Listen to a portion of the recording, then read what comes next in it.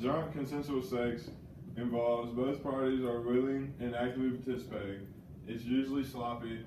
About 87% say that it was a regrettable experience. Both say yes. Sexual assault involves one is not participating, showing that they do not want to have sex, says no, saying you were too drunk, that's why you did it, not okay. Offenders use alcohol as an excuse, but you not going to do something you don't want to do before you were drunk. Being too drunk means you don't have the motor ability to even make someone do something most likely to pass. Assaults on campus too numerous to ignore, and yet so many cases remain unreported and unresolved in the often toxic mix of heavy drinking and hookup culture. At the core of so many cases, the question of consent. Can consent be defined? And can teaching students how to put it into practice prevent lives from being destroyed? We'll meet with several people tonight who believe it can. Tova Danovich says her nightmare began after a late night out when she decided to crash at a friend's apartment, sharing a futon with a guy she used to date. We had all met up. We decided to go out for the evening. At some point later in the evening, I woke up and felt him having sex with me. The then 19-year-old, a freshman attending college in New York City, says she was frozen in shock, staying silent through the ordeal while another friend slept just a few feet away. You're just paralyzed by not knowing how to react to what's going on. I didn't know what to do about it. I didn't really want to make a scene. I just pretended to be asleep. Tova's experience points to the often complicated and misunderstood ways people react during a sexual assault. If anyone had ever asked me, if someone has sex with you and you don't want them to have sex with you, will you stop them from doing that? The answer would have 110% been yes.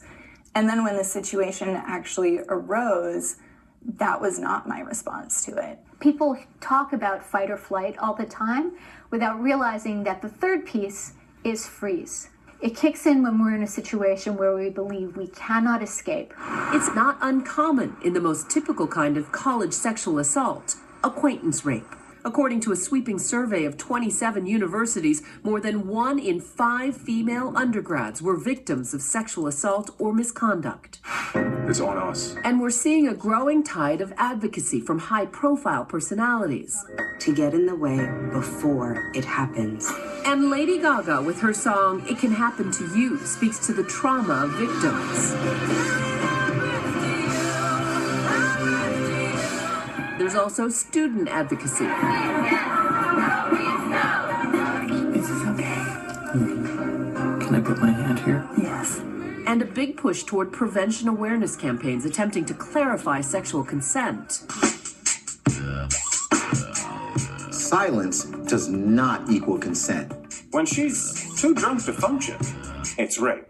There are even new apps designed to record partners' consent. Yes. Add drinking to the mix and it complicates things even more. Alcohol or drugs are involved in as much as 80% of sex assault cases. He had purchased Strawberritas for me to drink. Molly Morris says she quickly became too out of it to give consent. She was a student at the University of Tennessee, Chattanooga, hanging out at a party with a classmate, Corey Mock, when she suddenly felt sick. I was throwing up and feeling really dizzy, could not feel my arms or legs. Next thing she knew, she blacked out. The next morning I woke up and I was completely naked in the sheets at the base of the bed. He was at the top of the bed. I basically sat up and had just completely disorientation. All that was going through my brain is I need to get out. Unlike Tova, she says she immediately defined it as rape and filed a report with the school saying that Corey, a wrestler on the school team, forced himself on her when she was in no condition to consent. The person that I was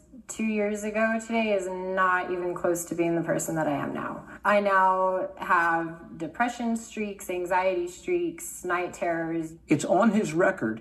His life is ruined. There is another side to this. C.D. Mock is Corey's father, and he says his son was completely blindsided by Morris's accusation. He was just blown away. He didn't even know how to react because he just didn't That wasn't what he expected. Corey, who declined to be interviewed, told his father that he remembered the night very differently and that he and Morris had consensual sex. Would I ever think that my son would be involved in sexual assault?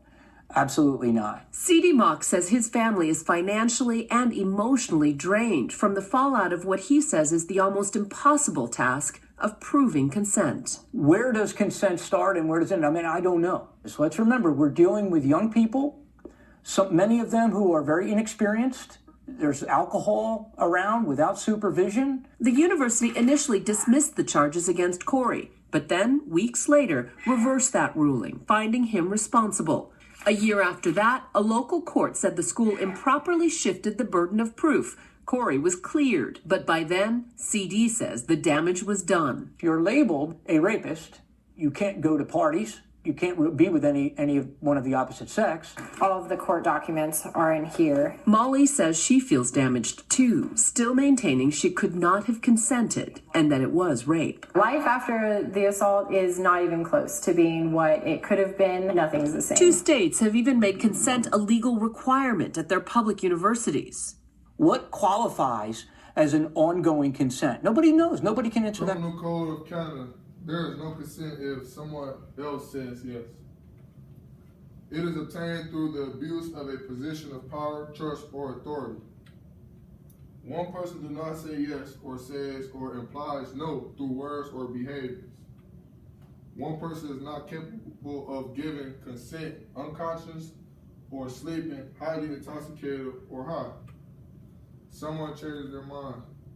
It's definitely